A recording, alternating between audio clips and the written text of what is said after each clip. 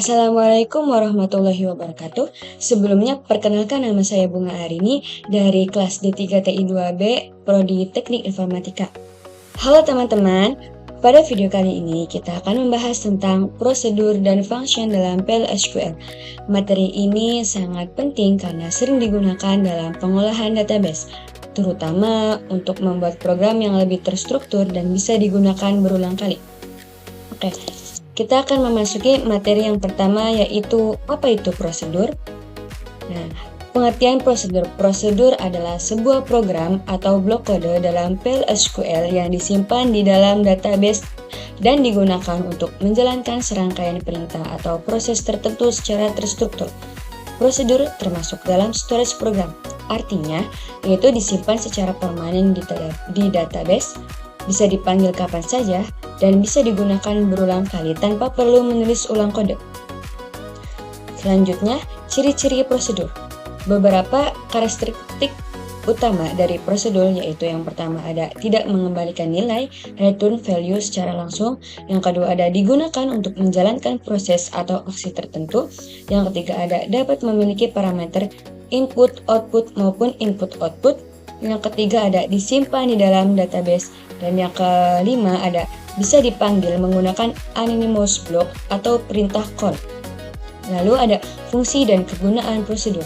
Prosedur biasanya digunakan untuk mengolah data dalam database, contohnya seperti insert, update, delete. Lalu ada menjalankan logika bisnis tertentu. Yang ketiga ada mengelola proses yang kompleks. Dan yang keempat ada menampilkan output atau informasi. Dan yang terakhir yaitu mengotomatisasi pekerjaan yang sering dilakukan. Contohnya yaitu menghitung gaji karyawan, mengupdate status anggota, dan menampilkan data tertentu dari tabel. Selanjutnya, pemanggilan prosedur. Pemanggilan yang pertama yaitu ada anonymous block dan yang kedua yaitu call. Nah, apa sih anonymous block itu? Anonymous block itu adalah blok program dalam PLSQL yang tidak memiliki nama dan biasanya digunakan untuk menjalankan perintah secara langsung. Anonymous block bersifat sementara, artinya tidak disimpan di dalam database, hanya dijalankan saat itu saja, dan yang terakhir yaitu setelah selesai, program tidak bisa dipanggil kembali. Nah, biasanya anonymous block digunakan untuk percobaan kode, menjalankan perintah sederhana, dan memanggil prosedur atau function. Jadi, bisa disimpulkan bahwa anonymous block adalah program sekali pakai yang langsung dieksekusi.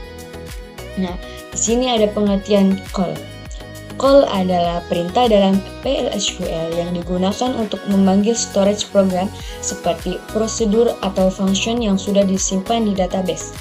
Berbeda dengan anonymous block, call digunakan ketika program sudah memiliki nama, program sudah disimpan di database, dan program ingin dijalankan kembali tanpa menulis ulang kode. Dengan menggunakan call, kita bisa menjalankan prosedur atau function dengan lebih cepat dan praktis. Nah, kita memasuki keunggulan prosedur. Nah, keunggulan prosedur itu ada 4. Yang pertama ada efisiensi. Jadi, kita itu tidak perlu mengulang kembali kode yang sama gitu. Dan yang kedua ada reusability, yaitu bisa digunakan berkali-kali. Yang ketiga yaitu struktur lebih rapi, kode lebih terorganisir. Biasanya tuh kodenya itu lebih singkat, padat, tapi itu jelas gitu, kayak lebih rapih, lebih sedikit gitu biasanya kodenya tuh. Dan yang keempat itu mudah dalam maintenance. Jika ada perubahan cukup di satu tempat saja. Nah, selanjutnya yaitu ada cara kerja prosedur. Yang pertama yaitu dibuat dan disimpan di dalam database. Dan yang kedua yaitu ada dipanggil saat dibutuhkan. Dan yang ketiga yaitu ada menjalankan perintah sesuai isi program. Dan yang keempat yaitu ada bisa menerima. Dan yang keempat yaitu bisa menerima input dan menghasilkan output melalui parameter. Dan selanjutnya kesimpulan. Jadi, prosedur adalah program dalam PLSQL yang digunakan untuk menjalankan proses tertentu tanpa mengembalikan nilai secara langsung, serta dirancang agar dapat digunakan berulang kali untuk membuat pengolahan data menjadi lebih efisien, terstruktur, dan mudah dikelola. Nah, di video kali ini saya tidak akan menjelaskan teori saja, tapi juga akan mempraktikkan langsung cara membuat prosedur. Kita bakal pilih contoh kode program prosedur sederhana lengkap dari penulisan kode, cara menjalankan sampai penjelasan tiap bagiannya. Nah, saya akan mengambil contoh studi kasus yaitu rental motor. Yang pertama-tama kita buat dulu kode program prosedurnya, yaitu tulis create or replace. Tujuan dari kode program create or replace itu membuat atau menimpa prosedur baru jika sudah ada prosedur gitu. Lalu kita tulis prosedur karena ini prosedur, lalu kita isi nama prosedurnya. Kita ambil contoh biaya rental kali ya. Biaya. Oke, untuk membedakan kalau ini tuh nama prosedur bukan variabel, kita tambahkan PR. PR itu singkatan dari prosedur. Lalu buka kurung. Setelah itu kita tambahkan variabel. Untuk variabelnya saya mau kasih nama yaitu hari kali ya, hari. Karena biasanya rental itu ada yang per hari, per minggu, dan per bulan. Cuman per bulan kayaknya jarang deh, lebih ke per hari nggak sih kalau rental motor. Variabel hari. Untuk parameternya kita masukin in. Untuk tipe datanya yaitu number. Nah, setelah itu selain kita nambahin variabel hari, saya akan menambahkan variabel lagi yaitu harga kali ya, karena per harinya itu bakalan dihitung harganya itu berapa gitu, harga sewanya. Oke, harga. Tipe datanya yaitu sama number, parameternya itu in. Untuk parameternya itu in.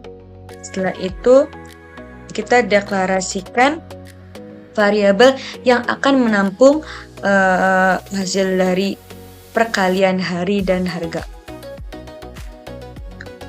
Saya akan membuat variabel total kali ya, total. Lalu jangan lupa tipe datanya yaitu number. Jangan lupa titik komanya, karena kalau kita lupa titik koma itu bakal error gitu kan. Lalu kita jalankan di bagian begin. Nah, setelah itu kita masukkan variabel total. Lalu variabel hari. Ini tuh semacam rumus untuk mengkalikan hasil hari dan harga dari sewa. Nah, setelah itu titik koma. Jangan lupa kita tambahkan dbms untuk menampilkan output pada layar. Output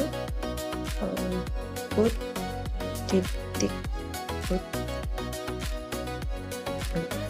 Oke, setelah itu buka kurung, kita kasih teks yaitu total biaya kali ya.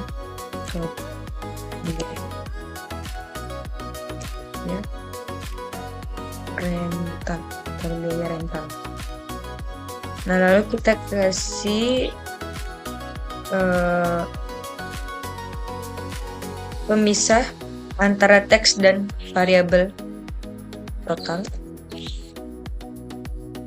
Jangan lupa titik komanya. Setelah itu kita akhiri kode programnya. Jika sudah seperti ini, jangan lupa di save dulu. Tugas besar.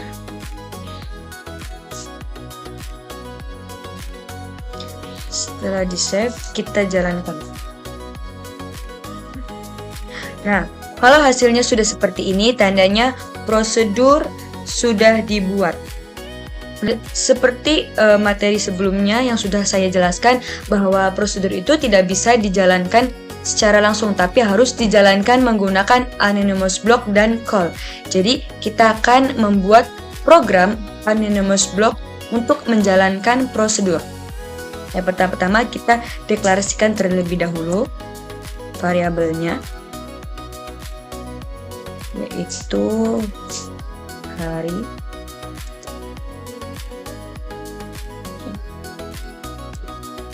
Jangan lupa tipe datanya, yaitu number. Lalu jangan lupa titik komanya. Setelah itu, oh ya, karena ini bakal nginput, jadi tambahkan dan. Ini tuh untuk menginput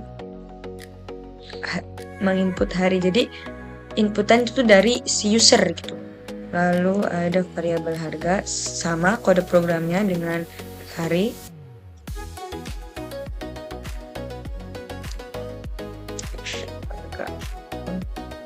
Nah, setelah itu di bagian ini untuk menjalankan si prosedurnya.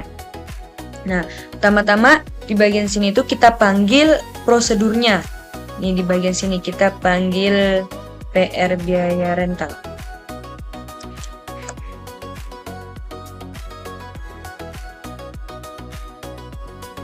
Lalu setelah itu buka kurung, kita masukkan parameternya pada prosedur, yaitu hari dan harga. Hari, koma, dan harga.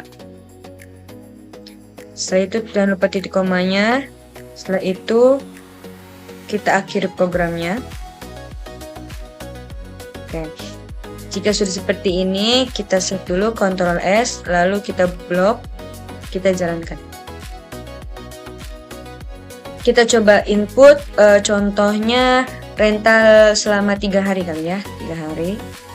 Oke. Lalu untuk harganya, persewanya itu sehari itu 100.000 contohnya.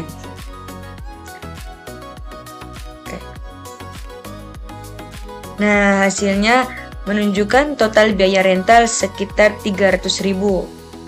Sudah program seperti ini, tandanya sudah berhasil. Nah, kenapa ada bagian total biaya rental sedangkan di Anonymous Block itu tidak ada bagian ini. Nah, bagian ini total biaya rental itu diambil dari prosedur yang ada di sini nih, kode program yang ini. Nah, kenapa bisa masuk ke dalam proses Anonymous Block? Karena di bagian begin itu dia memanggil prosedur dari ini. Alhasil keluaran dari sini itu akan masuk ke Anonymous Block, sehingga keluarannya bakal seperti pada gambar total biaya rental. Oke, selanjutnya kita akan memasuki cara yang kedua, yaitu menggunakan call. Cukup mudah dan singkat. Tinggal panggil call, lalu kita panggil prosedurnya. PR biaya rental. Setelah itu kita masukkan variabelnya.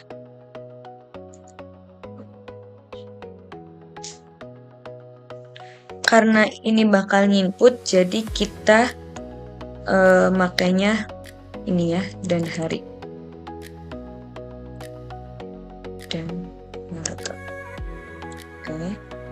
Setelah itu Ctrl S, kita jalankan. Kita coba input lagi, contohnya 2 hari.